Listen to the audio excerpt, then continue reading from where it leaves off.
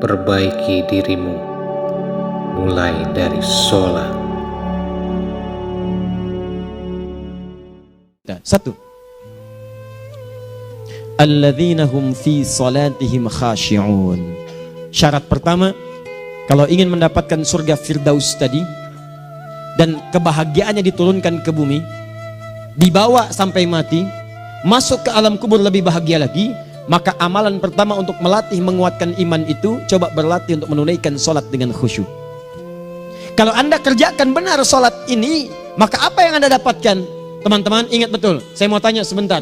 Keabadian yang abadi disebut dengan sa'id. Kalau kita ingin turunkan ke dunia percikannya kita dapatkan, usahanya disebut dengan apa? Masih ingat? Aflah itu kalau didapatkan, kata dasarnya apa tadi? Falahun. Lihat baik-baik. Kata Allah dalam Al-Quran tadi, kalau ingin mendapatkan falahun, amalan pertama sholat. Makanya ketika dipanggil sholat, kalimat falah dilekatkan pada panggilan sholat. 5 kali diingatkan. Begitu muadzin kemudian azan memanggil Anda, hayya 'alas shalah. Anda bertanya, ya Allah kenapa kami mesti sholat? Dijawab, hayya 'alal falah. Yuk, pagi yuk. Yang sejati datang sini. Belum dapat sujud, belum dapat ruku, saya berikan. Makanya ketika orang sholatnya benar, dia akan mendapatkan 5 keutamaan. Saat di dunia nih, belum ke akhirat, 5 keutamaan yang tidak diberikan pada orang yang tidak sholat. Atau orang sholat tapi sholatnya nggak khusyuk. Sebab syarat mendapatkannya khusyuk. Alladzina hum fi sholatihim khasyi'un.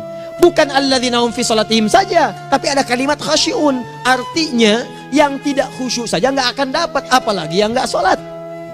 Apa yang 5 ini? Lihat baik-baik. 1, orang yang sholatnya benar, pertama kali sebelum mendapatkan kebahagiaan hakiki dari Allah Subhanahu wa Ta'ala, akan dirubah dulu perilaku hidupnya menjadi perilaku yang lebih baik. Kalau orang itu sholatnya benar, maka sholat itu akan melatih dia untuk berubah, bertransformasi jadi orang baik. Itu ada di Quran surah ke-29 ayat ke-45. Innas sholata tanha anil fahsya'i wal munkar. Sumber keburukan cuma 2, kalau bukan fahsya itu munkar.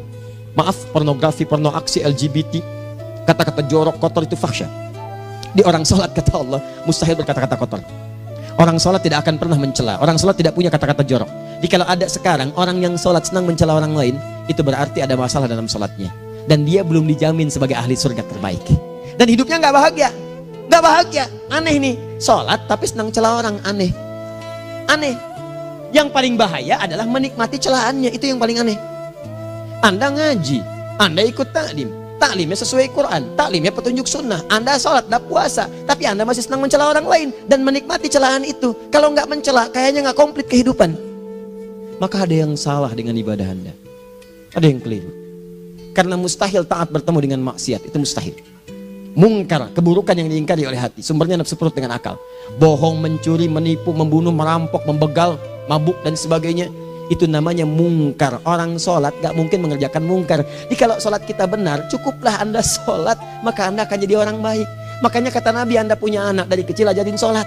Sholat, kalau naik jadi balik, kerjakan terus. Kasih pelajaran membuat dia mengerti. Kalau masih susah, berikan pelajaran. Ini sering diterjemahkan dengan memukul. Mukul di Arab beda dengan konteks mukul sekarang. Mukul di Arab tuh ngasih pelajaran supaya ngerti. Anda bisa terjemahkan dengan konteks lain. Uang jajannya tahan, yang kesukaannya simpan dulu.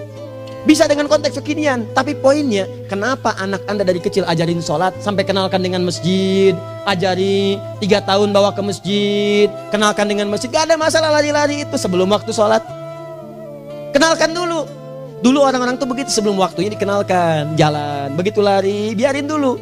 Setelah itu diberi pengertian, nah ini bukan tempat berlari, yang berlari di sana nanti, yang di sini nanti akan ada orang-orang baik semuanya. Terus Anda lihat berbaris, baris rapi. Kalau pengen baik ikutan baris nanti. Terus nanti ada yang mimpin di depan, namanya imam. Imam itu siapa ya? Tetangga kita bukan yang Pak Imam, bukan. Bukan. Kalau tetangga kita namanya Imam S. Arifin. Kalau yang ini imam sholat namanya. Imam sholat itu nanti akan pimpin menyembah Allah. Allah siapa ya? Allah itulah yang memberikan ayah rizki. Allah itu yang memberikan ayah rizki sehingga bisa beli tobot buat kakak, beli robokar poli, ini yang poli, ini yang embers, ini yang heli, ini dulu kakak semuanya tuh yang kasih Allah. Nanti kalau kakak bagus bisa ikut rapi di sini, Allah akan senang, akan ditambah lagi oleh Allah. Oh begitu ya, datang begitu caranya. Ini bukannya waktu sholat belum dikenalin udah dibawanya main-main di masjid. Bahkan ada yang agak repot lagi, di rumahnya susah diatur, dibilang kamu ini susah diatur, main sana ke masjid, disuruh main ya main di masjid. Yang salah bukan anaknya, orang tuanya.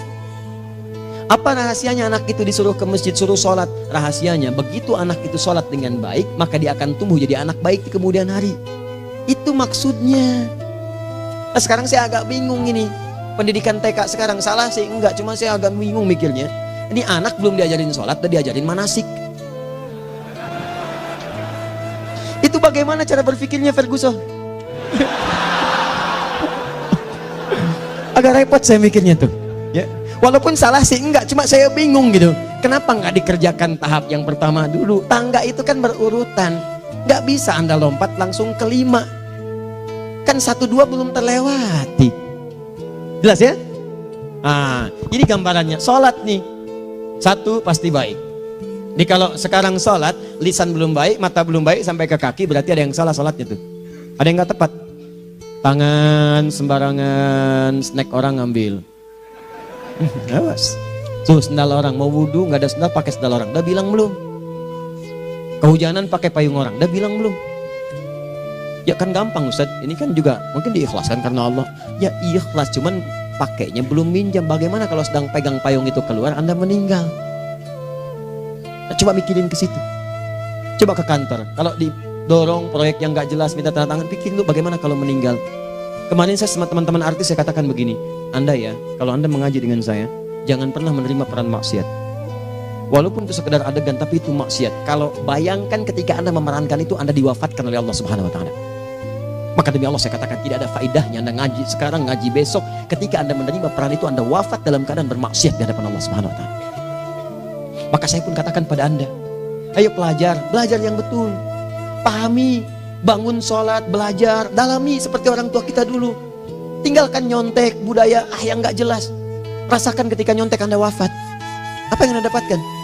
Di Libya itu kalau nyontek, di Libya ya, saya pernah sekolah di Libya nih. Itu kalau nyontek di Libya aja dulu. Dan rekornya 100% ketahuan. Begitu sudah selesai, cuma jeda 2 jam, langsung ada panggilan. Si Fulan silahkan datang ke kantor. Apa yang disediakan di kantor sudah siap. Anda diberi waktu 2 jam dari sekarang, siapkan beres-beres koper Anda. Di sini tertulis Anda akan pulang. Tiketnya sudah lengkap, dikawal 2 orang. Dituliskan di situ anak ini nyontek gak boleh kembali ke sini. Libya. Gak ada zero tolerance bagi yang seperti itu, keluar. Kami gak terima di sini. Harusnya begitu. Gak ada faedahnya. Yang kita butuhkan amalan dari ilmu, bukan nilai-nilai itu sementara. Gak ada. Sudah. Nah ini akhirnya begini kualitasnya nih. Tertulis di ijazahnya bagus, cum laude, IPK-nya 4, tapi gak ada aplikasinya. Yang pintar banyak, kita butuh yang baik, pintar yang baik. Sekarang yang pintar banyak, kepintarannya dipakai untuk nipu orang. Itu yang bahaya. Ahli hukum banyak yang dihukum. Ahli ekonomi tidak bisa mengangkat perekonomian. Apa yang salah? Apa yang salah? Ini yang jadi persoalan. Tapi dasar manusia begitu di sidang mulai pakai peci, pakai baju koko, pakai tasbih, ada yang pakai kerudung. Luar biasa. Nih 2. Orang kalau sholatnya benar, Allah akan berikan ketenangan dalam jiwanya. Tenang hatinya. Jangankan musibah kecil, musibah paling besar pun tenang aja dia. Tenang, dia paham rumusnya. Allahu Akbar. Turun Quran. Surah ke-13 ayat ke-28. Ala bidzikrillahi tatmainnul. Yakinkan pada dirimu zikir kepada Allah membuat hati tenang. Di antara turunan zikir amalannya adalah sholat. Dari mana taunya? Quran surah ke-20 ayat ke-14. Innani anallahu la ilaha illa ana fa'budni wa aqimis salata lidzikri. Saya Allah, kata Allah ke Nabi Musa. Tidak ada Tuhan selain saya, sembah saya. Bagaimana menyembahmu ya Allah? Tunaikan salat sebagai zikir kepada saya, zikir. Nah, maka kalau Anda sedang tidak tenang, ayo ke masjid. Banyak zikir itu, baca Quran zikir. Quran surah 15 ayat 9. Inna nahnu nazzalna dzikra. Kami turunkan Al-Quran sebagai zikir. Jadi kalau Anda sedang baca Al-Quran, Anda sedang berzikir. Ibu kalau sedang gak tenang bu, gelisah, gak enak, gak usah mengeluh, apalagi bikin status gak karuan.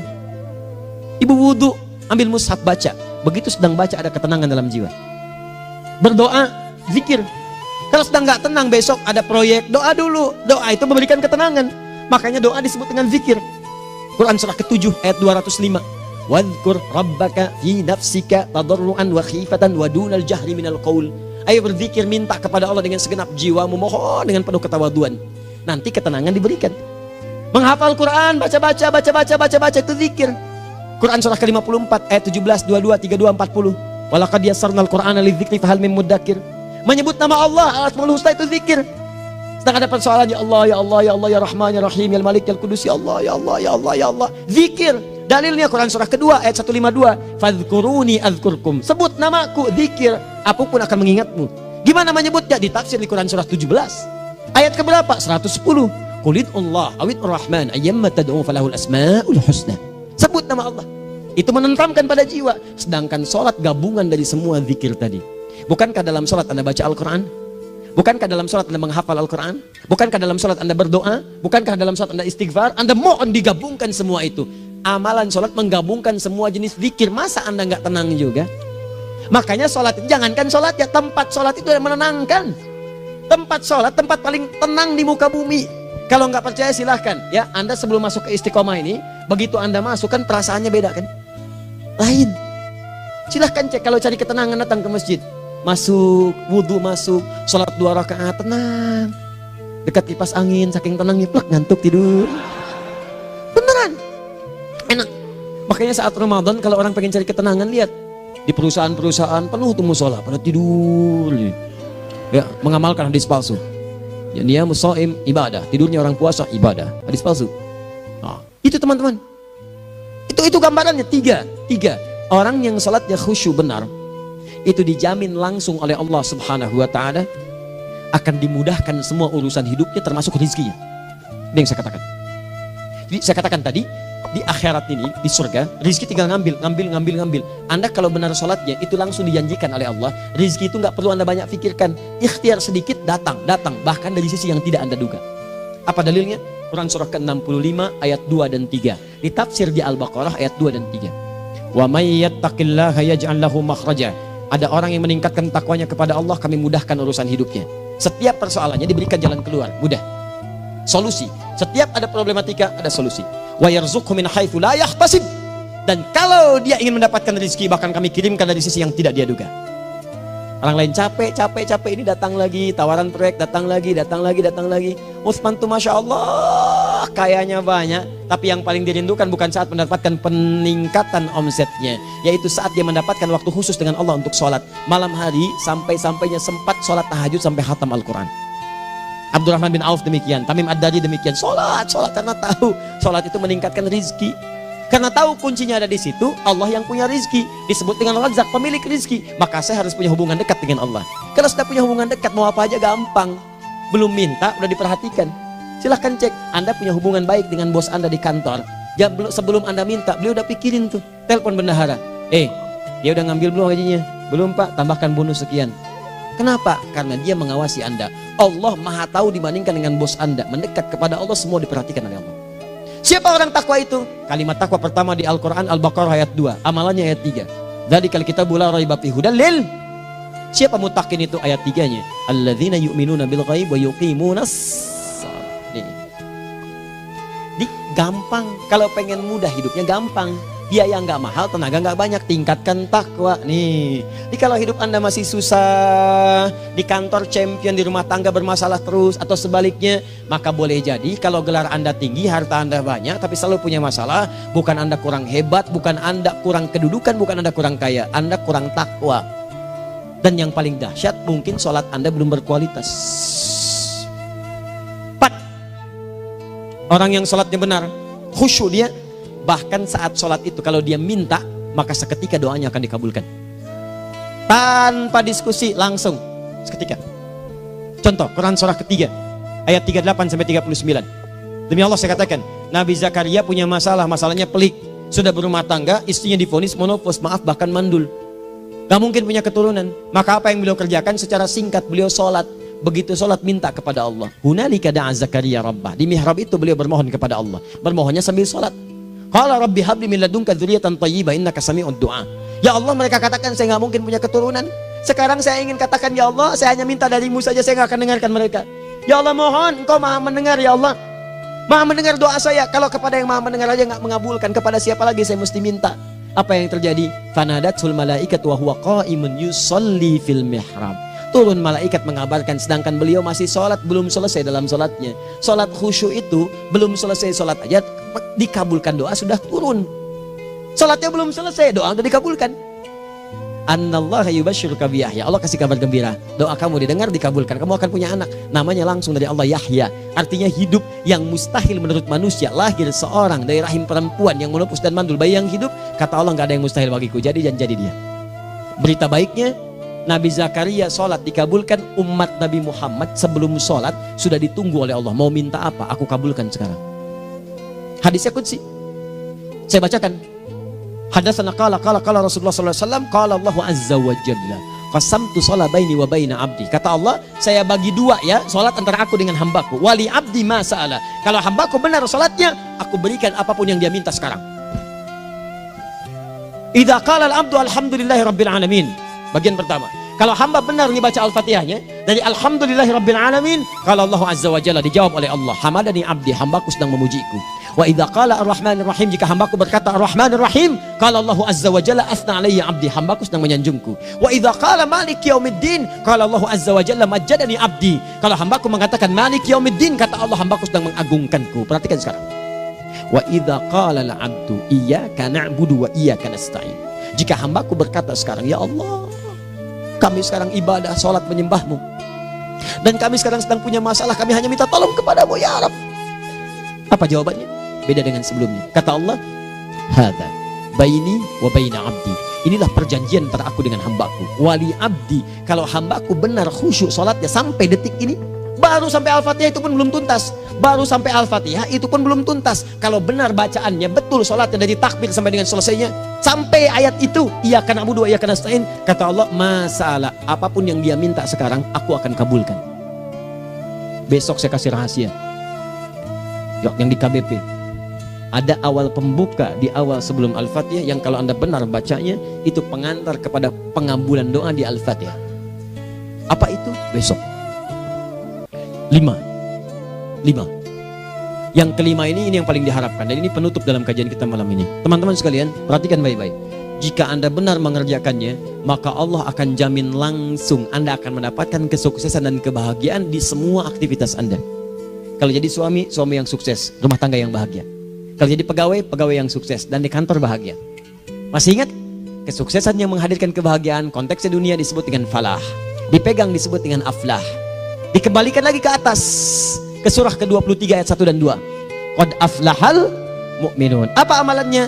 Alladzina hum fi salatihim khashi'un. Persoalannya, kalau anda sholat belum mendapatkan satu di antara 5 ini, apa masalahnya? Pertama masalahnya, kata Al-Quran, boleh jadi yang sholat itu belum khusyuk. Apa itu khusyuk? 2 maknanya, dan saya tutup di sini.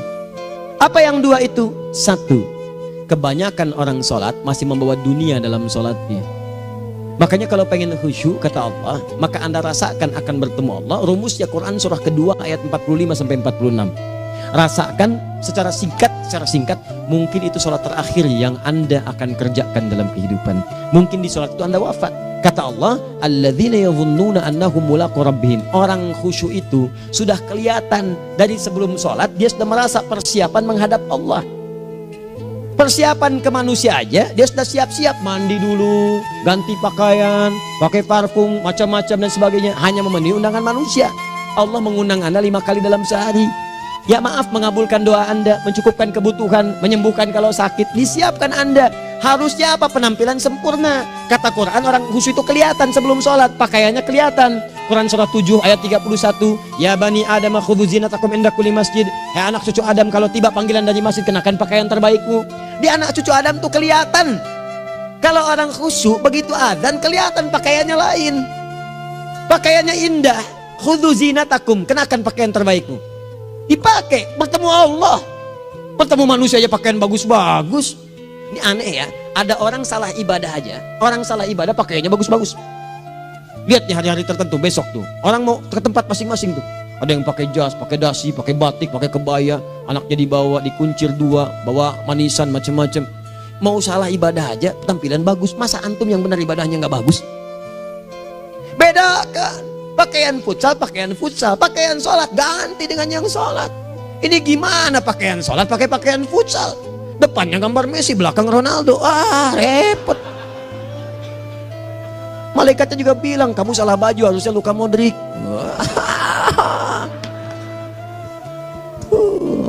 Hafal saya. Nah, yang mau tanya apa? Mourinho dipecat saya tahu. Lagi nganggur sekarang, ditawarin Benfica dia nggak terima. Sekarang jadi dia komentator di BeIN Sport. Nanti sebentar lagi dia akan komentar di laga Saudi dengan Qatar dan komentar laga Arsenal dengan Ipswich. Digantikan oleh Solskjaer. Dia super sub dulu. Ya, super sub. Ya, the baby assassin, ya pembunuh yang berwajah baby face. Masuknya di akhir-akhir, gol. Sekarang melatih dia 5 kali kemenangan, belum kalah sama sekali. Saya hafal itu. Tapi masih di urutan ke-6, tapi jaraknya ke yang keempat itu tinggal 3 poin lagi. Hafal saya. Liverpool tahu cuma 4 poin sekarang bedanya, kemarin 7 kalah 2-1 sama Manchester City. Walaupun banyak analisis yang menyebutkan mungkin itu diberikan saja gitu kan, karena ada yang lain-lain. Hafal kedua Manchester City. Hafal saya. Ayo mau tanya apa lagi? Tottenham Hotspur ke bawahnya, ada Chelsea, ada Arsenal, baru kemudian Manchester United. Liga Italia, wah udah gak kekejar Juventus. Ya, apa lagi? Dan seterusnya lah. Gak ada ujungnya bahas yang begituan. Jelas ya? Maksud saya, Anda tanya itu saya jawab. Tapi tidak menghilangkan ibadah kita yang lain. Dan apa ruginya? Ya tahajud lah. Apa yang bisa dikerjakan besok, lihat besok. Ya kan tahajud kan bisa besok. Ada orang tahajud jam 10 pagi? Gak ada. Lebih baik Anda kerjakan malam tahajud. Yang tidak bisa dilihat malam bisa dilihat besok. Cara berpikirnya bagaimana kalau besok meninggal? Gak kesampaian teman-teman sekalian. Gak kesampaian.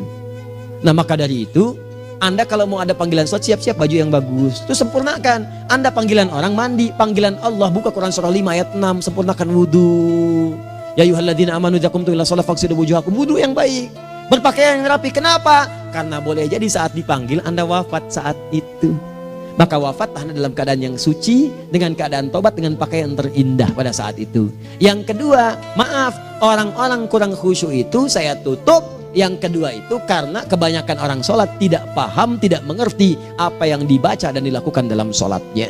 Jujur pada diri sendiri, jawab pada diri Anda. Sampai sekarang Anda sholat, berapa persen bacaan sholat yang Anda pahami? Jangan-jangan selama ini Anda sholat ribuan kali sujud, ribuan kali ruku, gak ada yang paham yang dibaca. Sekian persen yang paham, bagaimana sholat Anda bisa khusyuk? Pekerjaan Anda dipahami, urusan akhirat Anda gak dipahami. Di mana cara berpikirnya? Aku yang bagaimana atau engkau yang harus bagaimana? Ya, coba berubah. Nah ini baru satu amalan, belum yang lainnya. Ada 5 amalan lagi yang kalau kita bisa turunkan itu, selain sholat yang khusyuk, maka jaminan tadi akan datang. Baru sholat khusyuk aja 5 datang, apalagi ditambah dengan 5 amalan lainnya lagi. Demi Allah saya katakan, dunia kecil sekali, gak ada nilainya. Akhirat aja enak, nikmat.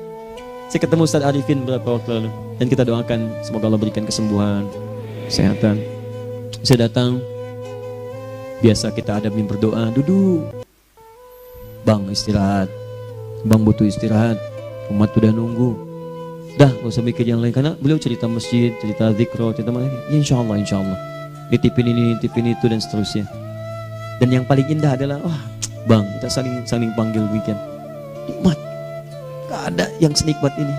Zikir, Allah, doa. Nah bayangkan sakit tapi masih nikmat gitu. Nikmat. Iya bang, saya paham. Istirahat dulu. Banyakkan nanti orang jengkuk. Saya pamit dulu ya, supaya bisa istirahat, supaya tenang. Lama kita pegangan tangan, ngobrol, saling mendoakan. Itu nikmat. Dan cara berpikirnya kalau sudah pakai iman, semua nikmat. Ada uang nikmat, gak ada uang nikmat, sakit nikmat. Karena cara berpikirnya lain. Nanti kita bertemu lagi, saya terangkan pada Anda. Dan saya contohkan satu kisah. Bahkan ketika ada orang yang diuji Allah dengan ujian yang sangat luar biasa, yang menurut sementara orang itu ujian sangat luar biasa menggetarkan jiwanya dan susah untuk bertahan, tapi orang ini nikmat saja menjalaninya. Nikmat. Ada yang di rumah tangga, ada yang di macam-macam. Contohnya banyak. Satu contoh saya berikan di malam ini. Satu kali suami istri, wah luar biasa. Istrinya itu cerewetnya Pak, bukan cuma cerewet, ngeselin bagi suaminya. Maaf Bu ya, bukan ibu maksudnya. Jadi semua yang dikerjakan suami salah. Pengen mangga, ayah kalau kita sekarang dibeli mangga. Kenapa mangga yang ini? Saya pengennya mangga yang lain. Belikan mangga. Kenapa beli mangga aja? Jeruknya mana? Jeruk. Semua. Pokoknya semua yang kerjakan suami salah. Tapi suami tidak pernah mengeluh. Ini kerjakan, itu kerjakan. Satu kali, perhatikan cara memandangnya. Ketika iman sudah masuk ke dalam jiwa. Kata temannya, akhi, istri kamu ini begini, nyusahin kamu. Kenapa kamu gak cari yang lain? Kan gampang ada syariat. Udah pisahin aja, cari yang lain. Kamu tenang ibadah. Apa jawabannya? Hey, Allah sudah turunkan surga ke saya lewat dia. Kenapa kamu meminta saya untuk menjauhinya dan meninggalkan surga saya? Di cara melihat dia, bukankah ketika ada berbagai keluhan saya sabar? Bukankah sabar mendekatkan saya ke surga? Allah kirimkan tipikal istri seperti ini supaya mendekatkan saya ke surga. Dengan itu kan saya banyak pahala. Saya sabar, pahala banyak. Sudah Allah berikan pahala kepada saya. Kamu malah nyuruh saya untuk berpisah dengan pahala itu. Perhatikan cara berpikirnya. Indah. Kalau rumah tangga seperti ini semuanya enak gitu. Suaminya biasa-biasa, istrinya cantik, luar biasa. Begitu berdandan kelihatan, kata suaminya, Masya Allah, wajahnya tak berpaling, mata tak berkedip. Kata istrinya, ya zauji madzabik, sayang kamu kenapa? Allah syakiran lillah bihadari. Demi Allah, aku bersyukur mendapatkan istri secantik kamu. Kata istrinya, nahnu fil jannah zauji, kita berdua di surga. Kata suaminya, kok bisa begitu jawabanmu? Iya, kamu bersyukur dengan keadaanku, aku bersabar dengan keadaanmu. Catat. Bukankah orang syukur dan sabar di surga? Tuh lihat, canda-canda orang-orang soleh itu begitu. Nikmat ketawa walaupun nyelekit di hati. Cuman bawaannya enak gitu. Nah, nanti itu ada tuh, nanti saya turunin tuh. Yang di rumah tangga, yang ini, yang itu nanti. Kapan? Pertemuan berikutnya. Ya, jadi kita cukupkan dulu di malam ini apa yang kita pelajari, supaya nanti nggak terlampau banyak kita dapat materi. Cuma sayang sedikit mengamalkan. Saya sudah tuangkan di sini. Banyak saya tuliskan, termasuk di keluarga, di macam-macam. Ini saya tulis, tapi silahkan Anda baca. Kalau ada manfaat silahkan dapatkan. Kalau ada yang kurang silahkan sampaikan untuk dikoreksi. Semoga Allah muliakan kita semua insya Allah. Sekali lagi, perbaiki hidup. Jangan banyak mainnya. Dan sudah, jangan banyak membuang dengan yang sia-sia, apapun yang dihadapi. Sekali lagi, tolong jaga kondusivitas, bantu negara kita, ketertiban, keamanan. Kalau saya menyampaikan sesuatu ada singgungan dengan yang kekinian, itu maksudnya koreksi masukan-masukan supaya diperbaiki. Tapi tetap dalam urusan pemilihan kita punya pilihan masing-masing yang tidak boleh dipaksakan. Jelas ya? Baik, jadi ya saya sampaikan sekali lagi. Pertama, pilih mana? Anda dipaksa harus ikut, atau yang kedua, kita bebas memilih sesuai. Dah.